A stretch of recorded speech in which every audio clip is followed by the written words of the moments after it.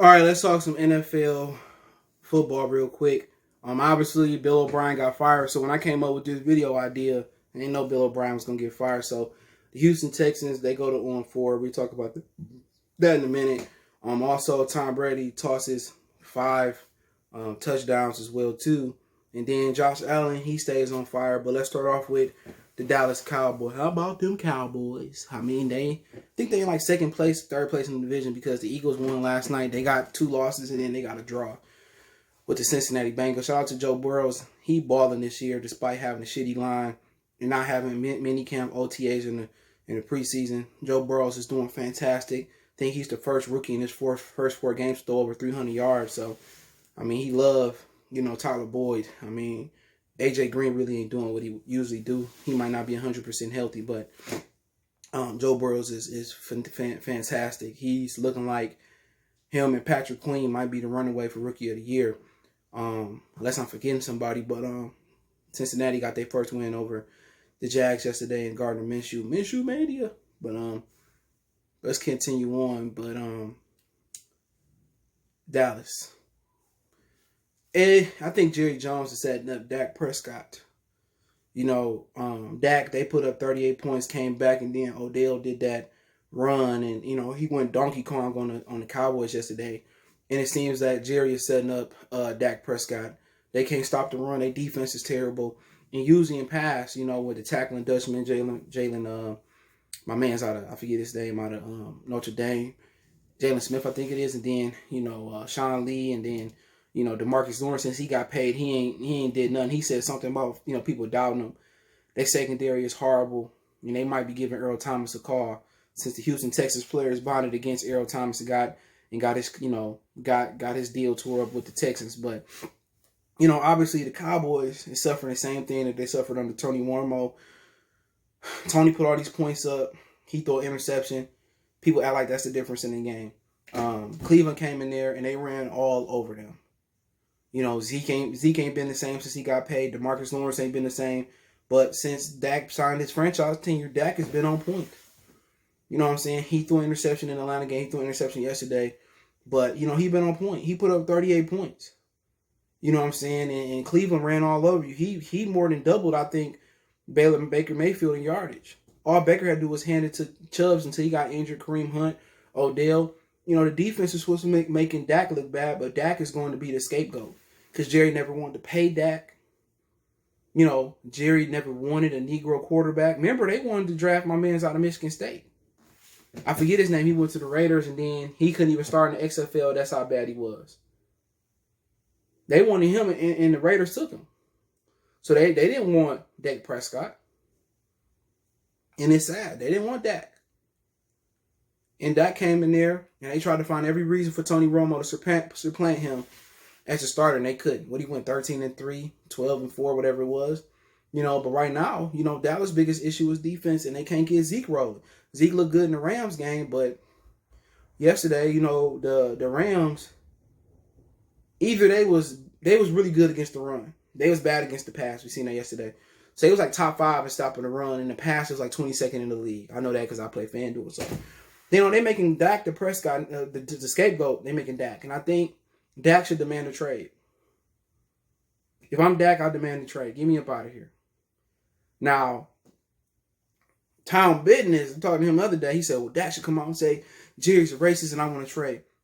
Dak, you think because Colin Kaepernick got blackballed and whiteballed out the NFL, and everybody seen Kaepernick get whiteballed out the NFL, and they put him on Madden, he still ain't in the NFL.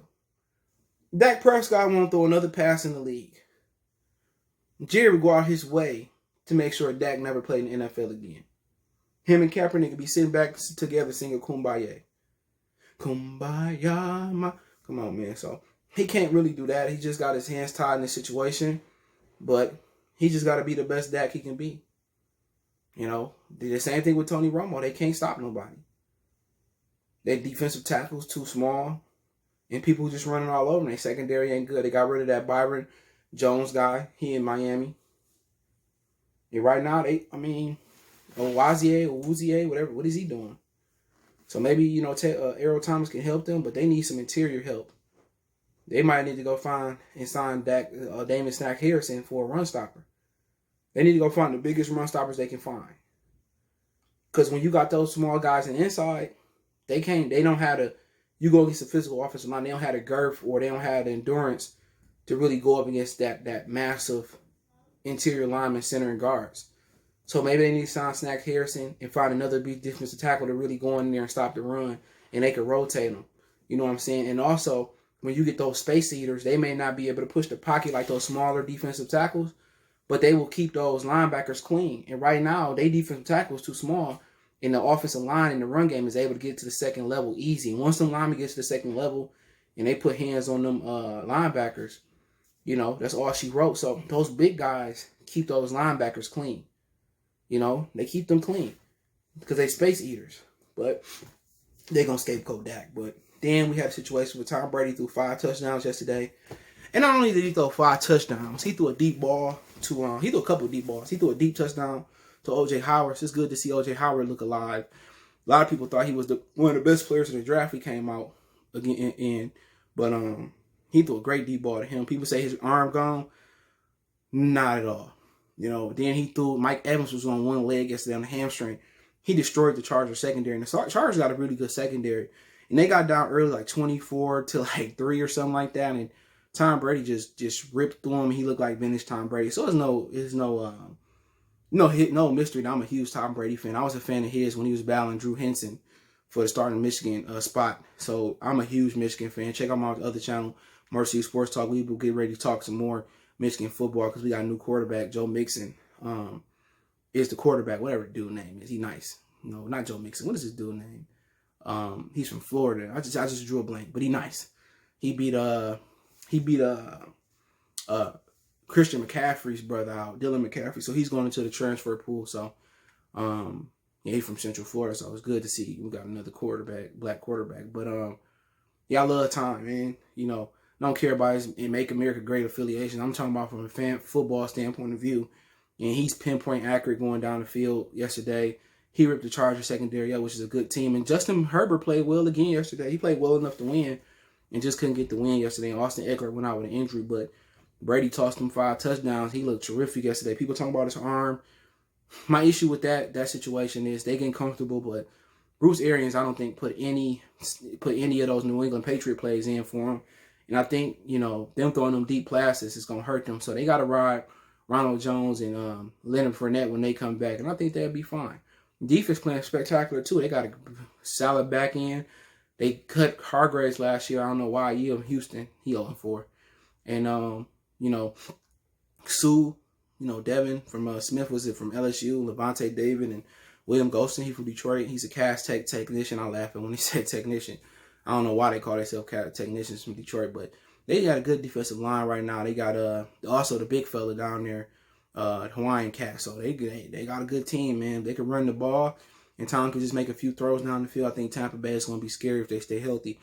Josh Allen, once again, phenomenal. And I know he dropped the N-bomb, you know, on Twitter, but phenomenal talent. I can't lie. The way he rolling in, he the black Willie Beeman. He's rolling, he's steaming, Willie Beeman. Tremendous talent. He's definitely improved going through his progressions. He got hurt yesterday, came back, then missed a snap. Matt Barkley was like, I don't want to go in there, but, you know, tremendous talent. Stephon Diggs, Minnesota Viking fans was talking about he made a mistake going to Buffalo. That's the best move of his career going to Buffalo because Kirk Cousins is trash. Realistic Randy, I like his channel. He ripped Stephon Diggs for leaving and wanting to get out of Minnesota, but people forgot, you know, Kirk Cousins couldn't give him the ball last year.